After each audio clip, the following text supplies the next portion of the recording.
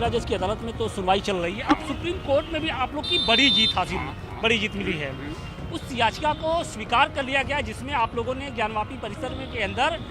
पूजा की इजाज़त मांगी थी और साथ ही जो शिवलिंग नुमा आकृति मिली है उसकी कार्बन डेटिंग की याचिका मतलब जो मांग की थी, अब उसे स्वीकार कर, क्या उम्मीद आगे कर रहे हैं? यह बहुत बड़ी जीत हम लोगों के लिए, खासतौर से आज सुप्रीम कोर्ट में 4 वादी महिलाओं की ओर से लक्ष्मी देवी, सीता साहू, मंजू व्यास, रेखा पाठक की ओर से माननीय सुप्रीम कोर्ट ने वादा दाखिल किया गया कि जो है कि एएसआई की मांग के लिए और तो और जो शिवलिंग प्राप्त हुआ उसको दर्शन पूजन के अधिकार के लिए अगर कोई दिक्कत होता तो माननीय न्यायालय उसको अविलंब फुहारा है या शिवलिंग है उसको अविलंब जांच करके और पुनः दर्शन पूजन के अधिकार के लिए वादा दाखिल किया गया।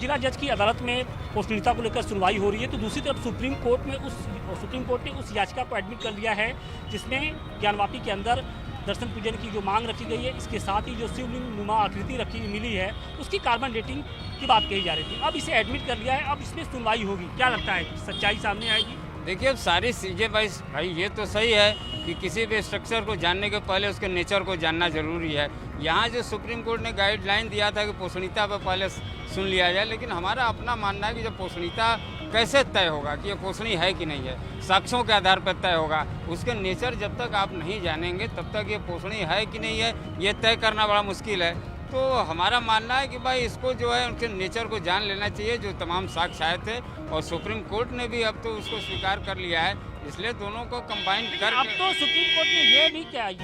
उसको स्वीकार किया है कि जो शिवलिंग आकृति मिली है जिसे मुस्लिम पक्ष फवारा बता रहा है उसको लेकर कहा ये जा रहा है कि उसकी